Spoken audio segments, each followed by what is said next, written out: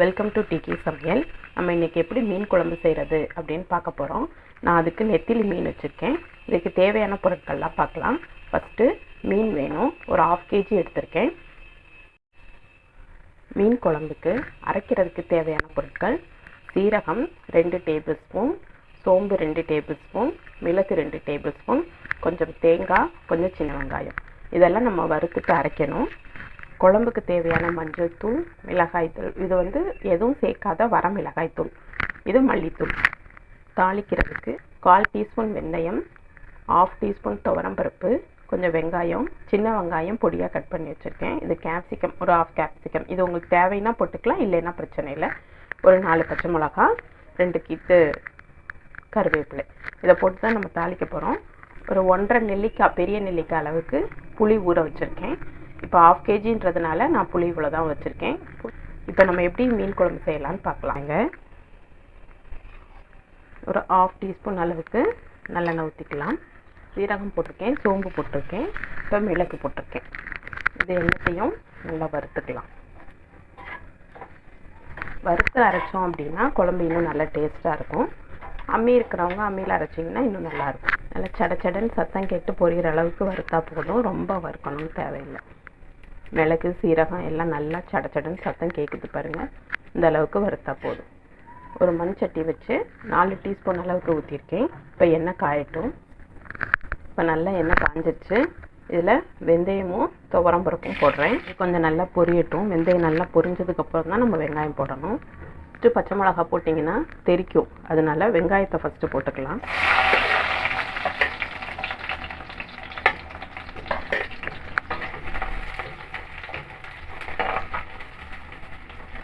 கீரி வச்சுருக்கிறேன் பச்சை மிளகாயை சேர்த்து போட்டுக்கலாம்.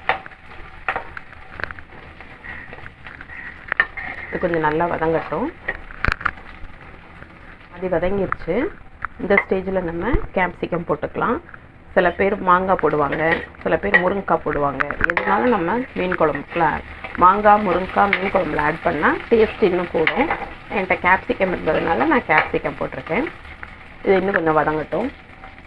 இப்போ இதில் கருவேப்பிலை போட்டுக்கலாம்.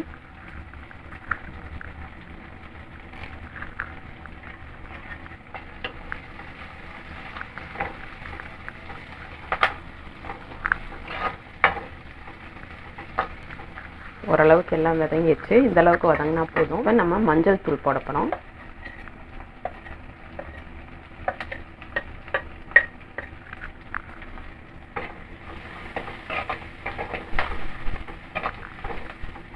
இதில் மிளகும் நம்ம அரைச்சிருக்கோம், அதனால தேவையான அளவுக்கு காரம் போட்டால் போதும்.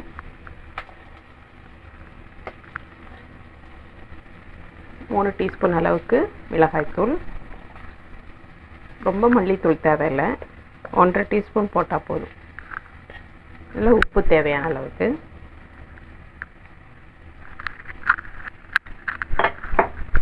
கொஞ்சம் சிம்மில் வச்சுட்டு இதை நல்லா வதக்கிடுங்க.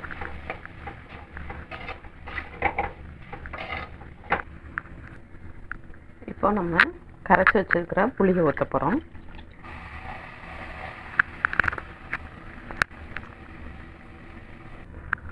இப்போ நம்ம புளி ஆட் பண்ணிட்டோம். நல்லா கலந்து விட்டுக்கலாம். இப்போ மீடியம் ஃப்ளேமில் வச்சுக்கலாம். இப்போ நம்ம அரைச்சி வச்சுருக்கிற சீரகம், சோம்பு, மிளகு, தேங்காய், அதில் லாஸ்ட்டில் சின்ன வெங்காயம் போட்டு ஒரு ஜிப் பண்ணி அரைச்சி வச்சுருக்கோம். இதை இதில் ஆட் பண்ண போகிறேன்.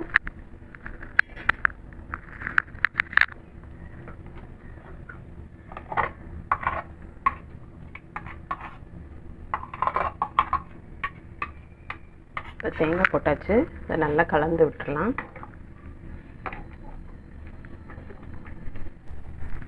இப்போ இதை நல்லா கொதிக்கட்டும்னு வச்சுருக்கோம். இப்போ இந்த ஸ்டேஜில் 2 டேபிள் ஸ்பூன் அளவுக்கு விளக்கெண்ணெய் இதை நான் மேலாப்பில் ஊற்றுறேன். இது உடம்புக்கு ரொம்ப நல்லது. ஹீட் ஆக்காமல் உடம்பு நல்லா குளிர்ச்சியாக வச்சுக்கும். குழம்புல சேர்த்தோன்னா குழம்பும் டேஸ்ட்டாக இருக்கும். இந்த புளி குழம்புலாம் சாப்பிடும்போது நமக்கு ஒன்றும் செய்ய. இது நல்லா கொதிக்கட்டும். ஒரு கொதி வந்ததுக்கப்புறம் தான் மீனை போட போகிறோம், அதனால் இது கொதி வரட்டும். இதை ஒரு தட்டு போட்டு கூட நம்ம மூடி வச்சுக்கலாம். கொஞ்ச நேரம் கொதிக்கட்டும்.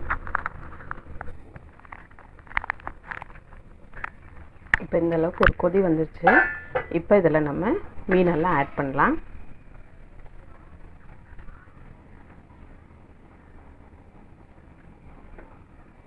இப்போ மீன்லாம் போட்டுட்டோம். இது கரண்டி வச்சு கலக்கக்கூடாது. கைப்பிடி இருந்தால் கைப்பிடி பிடிச்சிக்கோங்க, இல்லாட்டி ஏதாவது ஒரு டவல் பிடிச்சி லைட்டாக குலுக்குனா போதும். இதை லைட்டாக இப்படி குலுக்குனிங்கன்னா போதும், மீன் ஃபுல்லாக நல்லா ஈவன் ஆயிரும். இதை நம்ம கரண்டி வச்சு கலக்கணுன்னா சீக்கிரம் உடஞ்சிரும். பொடி மீன் வேறு, எந்த மீனாக இருந்தாலும் கரண்டி வச்சு கலக்காமல் இப்படி குலுக்கிட்டிங்கன்னா கரெக்டாக இருக்கும். இப்போ மீடியம் ஃப்ளேமில் வச்சு வேக வச்சிடலாம். இப்போ பாருங்கள், நல்லா கொதிச்சிருச்சு, நம்ம திக்காயிடுச்சு. பார்த்தீங்களா, நம்ம எல்லாமே வதக்கி போட்டதுனால இது சீக்கிரம் வெந்துடும். லைட்டாக இப்போ தான் எண்ணெயாக சுற்றி வர ஆரம்பிக்குது. இன்னும் கொஞ்சம் எண்ணெய் வரட்டும், ஒரு 5 மினிட்ஸில் ஆஃப் பண்ணிடலாம். இப்போ பாருங்கள், இது நல்லா விரிஞ்சிரும். இப்படி லைட்டாக எடுத்து பார்த்திங்கன்னா நல்லா ஒயிட்டாக இருக்குது அப்படின்னா நல்லா வெந்துருச்சுன்னு அர்த்தம். ரொம்பவும் வேக விட்டால் அந்த ஒரு மாதிரி ஹார்ட்னஸ் கிடச்சிரும். அதனால் தேவையான அளவுக்கு வேக வச்சா போதும்.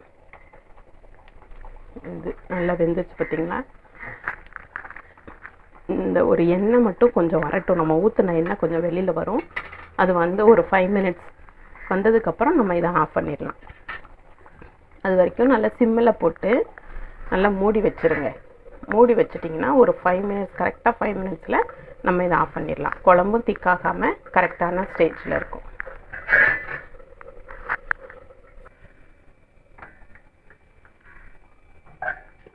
இப்போ எண்ணெயெல்லாம் மேலே வந்துடுச்சு, போதும், இந்த திக்னஸ் போதும்.